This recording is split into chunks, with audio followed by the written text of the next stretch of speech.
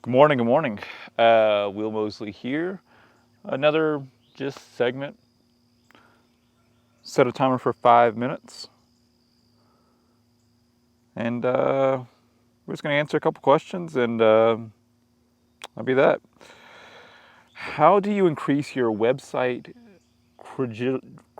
credibility? I think they're trying to say credibility as a beginner so you get more customers.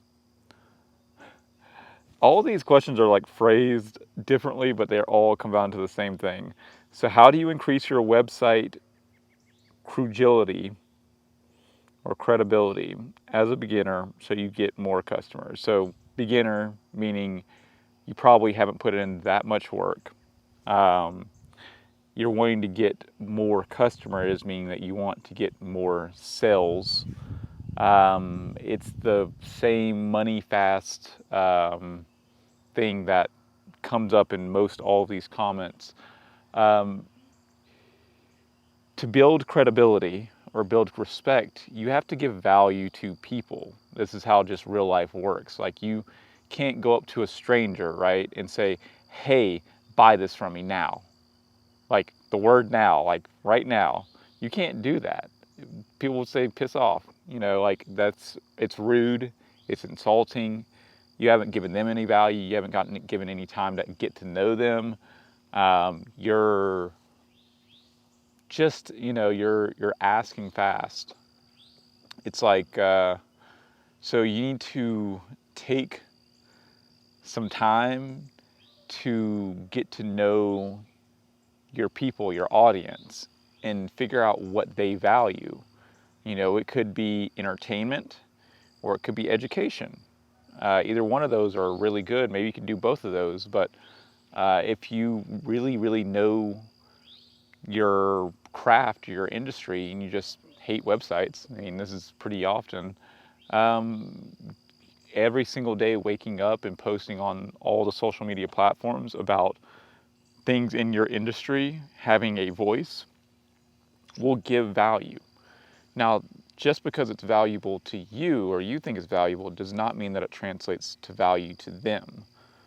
So you have to keep a pulse on what they're engaging with, what they're liking, what they're enjoying, and then try to create more of that content. But don't create just because you're getting the likes or whatever. It's a healthy balance of just being you, but also listening to your audience. Eventually in time, that will create the credibility for you to go ahead and ask. Say, hey, if you've been really getting some value out of this, I'd really appreciate it if you support the brand by going over to heywillmosley.com to get a graphic tee.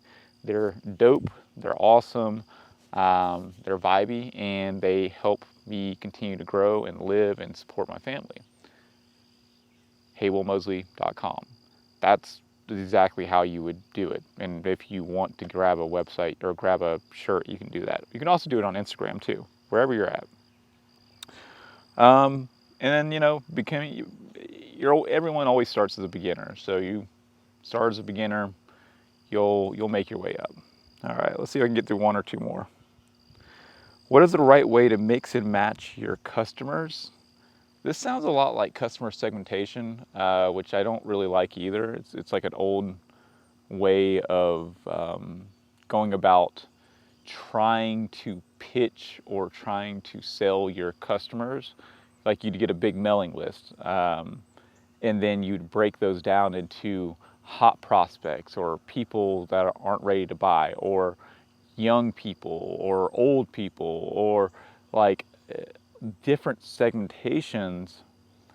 And there can be goodness in segmentation and hitting a specific demographic, but a lot of times, most times, people are using that to just try to get sales fast and try to act like they're about that market or about that specific segment when they have zero clue of how they actually interact and buy and all that stuff. So, I don't know.